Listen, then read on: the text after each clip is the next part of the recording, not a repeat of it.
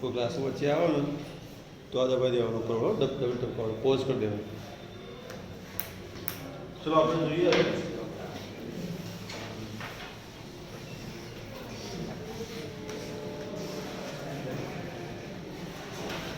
કાલે શું શીખવાડ્યું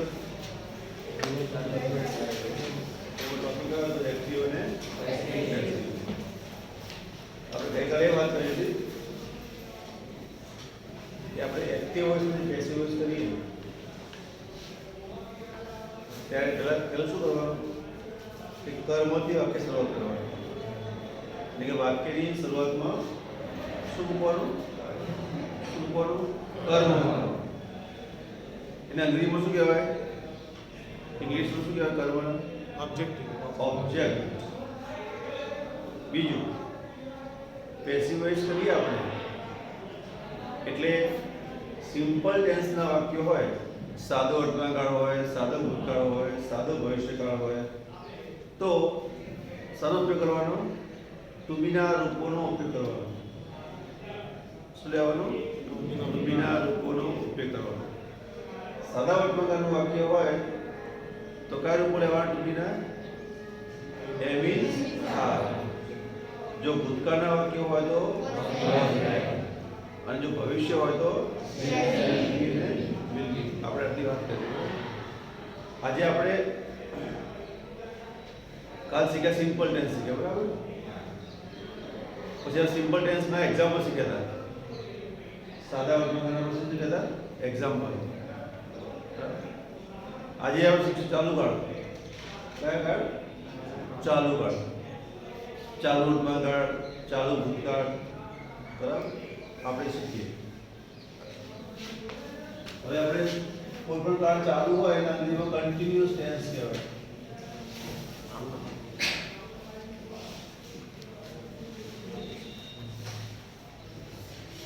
તો તમારે બે કાળ ચાલુ કાળ શીખવાના આવશે.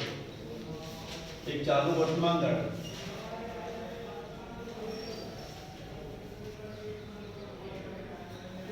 અને ચાલુ ભૂતકાળ.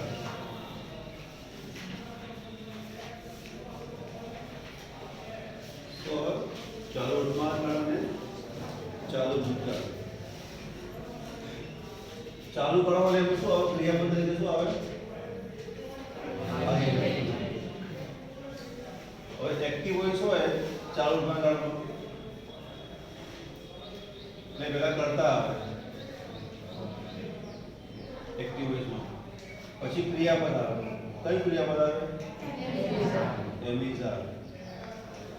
અને જે ક્રિયાપદ હોય એ શું લાગેલું હોય? આઈએનજી. ક્રિયાપદ પ્લસ આઈએનજી અને પછી કર્મ. એટલે ચાલુ વર્તમાનકાળનું વાક્ય હોય ત્યારે ક્રિયાપદને આઈએનજી લાગેલું હોય અને એની પહેલા શું આવે? એમ ઇઝ, આર. ચાલુ ભૂતકાળનું વાક્ય હોય તો પહેલા કરતા આવે, પછી વોઝ કે વેર આવે, પછી ક્રિયાપદને લાગે આઈએનજી અને પછી કર્મ આવે. તો આ ચાલુ વર્તમાનકાળ અને ચાલુ ભૂતકાળ. હવે આનું પેસિવ વોઇસ કરીએ આપણે. એક્ટિવમાંથી પેસિવ વોઇસ કરીએ તો પહેલા શું મૂકવાનું? પેસિવ વોઇસમાં સ્ટાર્ટિંગમાં શું મૂકવાનું? કર્મ. કયું કર્મ છે એ કર્મ મૂકવાનું.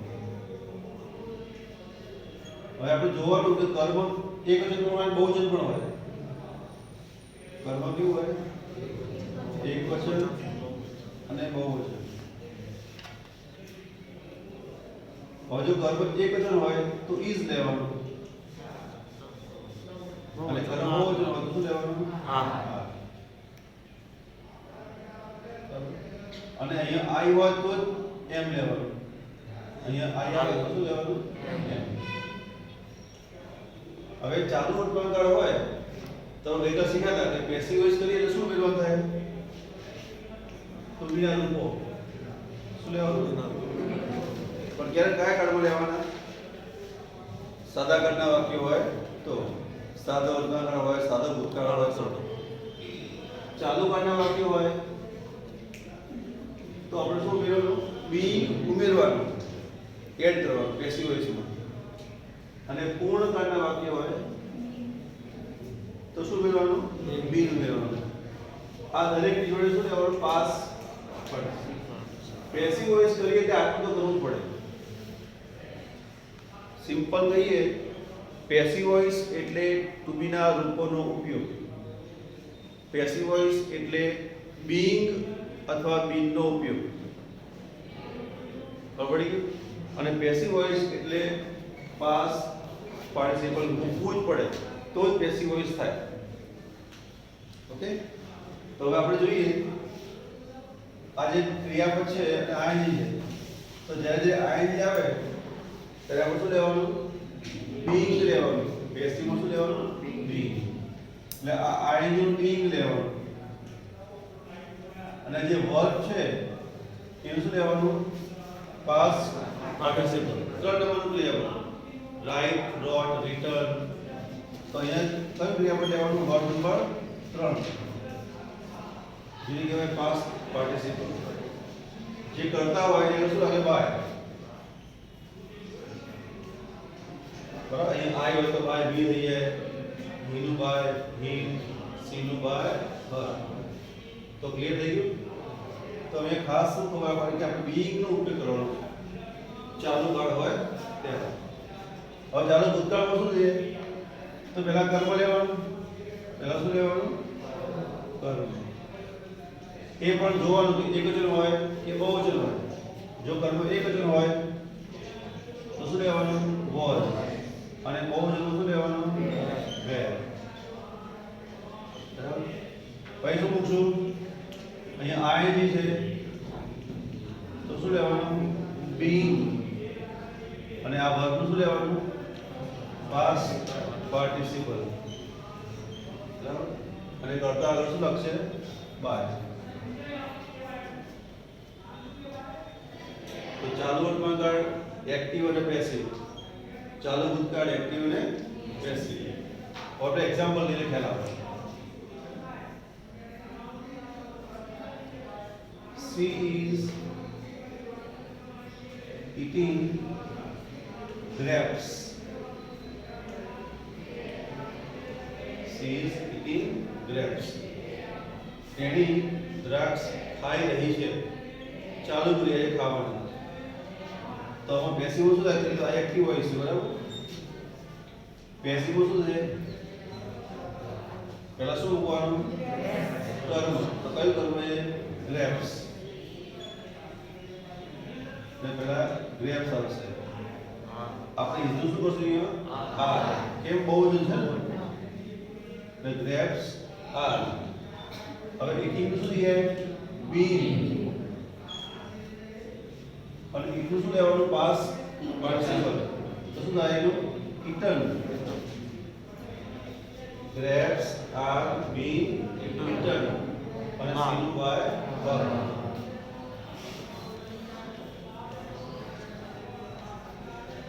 Okay,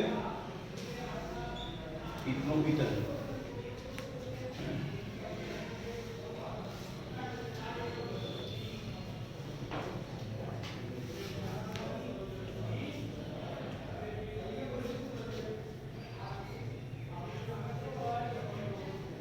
They were watching a film. તેઓ ફિલ્મ જોઈ રહ્યા હતા. તો એ કર્મ કયું છે? અ ફિલ્મ. પહેલા મૂકવાનું. તો અહીંયા શું આવે? અ ફિલ્મ. ફિલ્મ એક જ છે એટલે વેલ્યુ શું થઈ જાય? was. A film was. Watching નું શું લેવાનું? being. અને વોચ નું શું લેવાનું? watch. A film being, the film was being watched. देनु શું થઈ જાય? by them. देनु થાય by them. by them.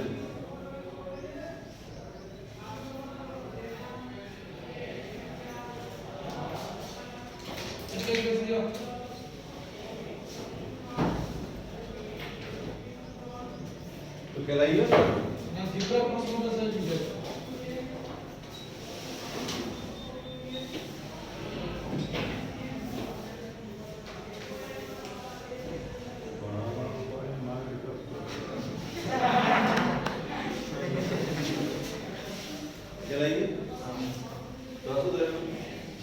ગાળ અને ચાલુ ભૂતકાળના એક્ઝામ્પલ લઈએ, પછી હું તમને રચના પૂછીશ કે ચાલુ ભૂતકાળમાં શું એક્ટિવ વોઇસમાં આવે, ચાલુ ભૂતકાળ પેસિવમાં શું આવે. બરાબર, લખી લો ફટાફટ.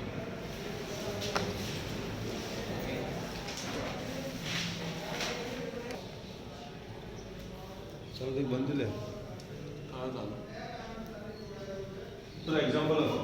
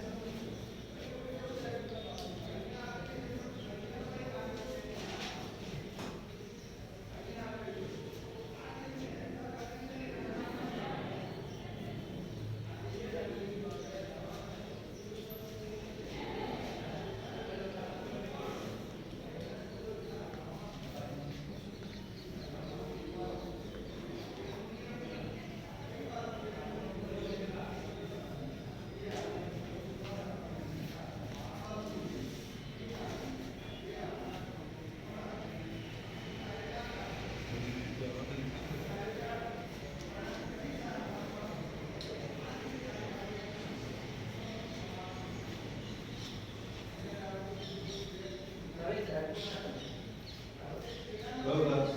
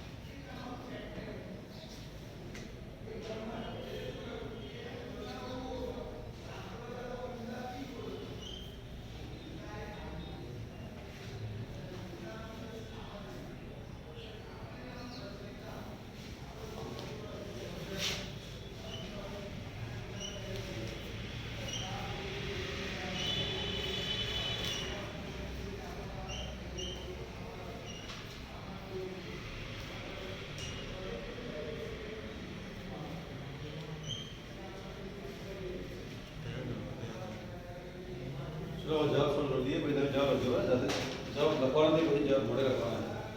લખીને નીચે મૂકી દો. अच्छा क्या करना है ये?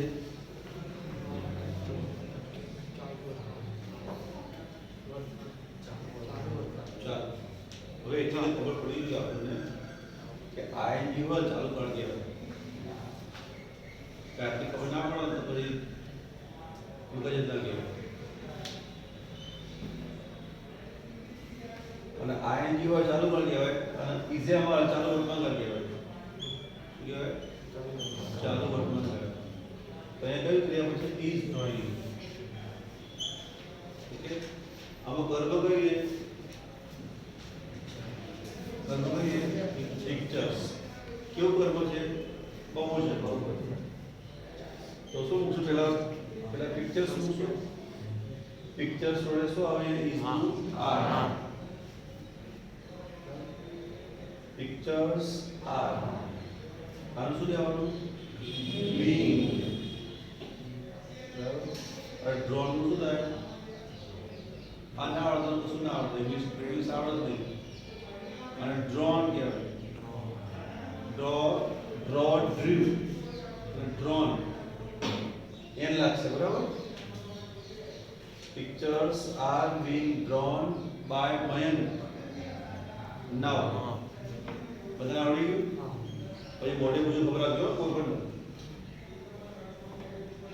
she is not doing her homework તો આપણે ચાલુ વર્તમાન આવે છે આ વાક્ય નકાર છે એટલું જ ફરક છે બાકી ચાલુ વર્તમાન આવે છે આમાં કયું કર્મ છે her homework કયું કર્મ છે her homework હોમવર્ક શું કહેવાય એક જ છે એટલે her homework is not doing નું શું લેવાનું being નું શું થાય done do ભૂતકાળમાં did થાય અને શું થાય done D O N E don નહીં હો પકડાને કોણ શું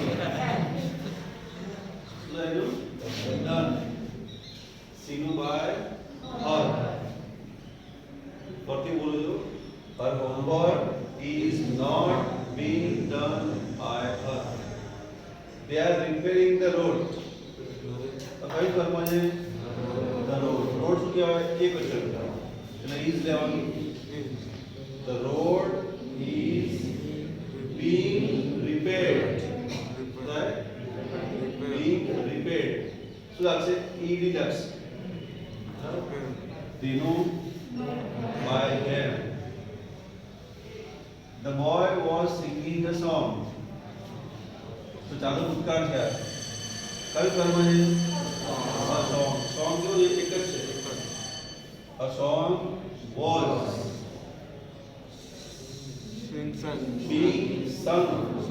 being sung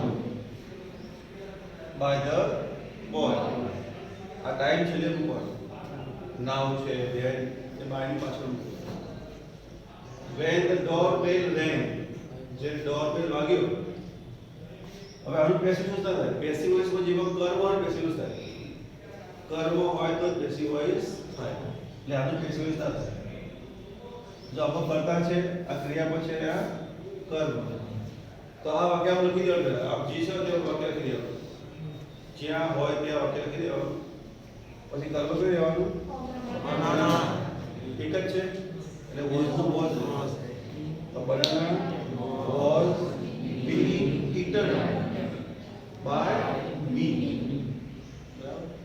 જવાબ લખી નાખો ઉપર ટાઈમ ચેક કરો જવાબ ભરો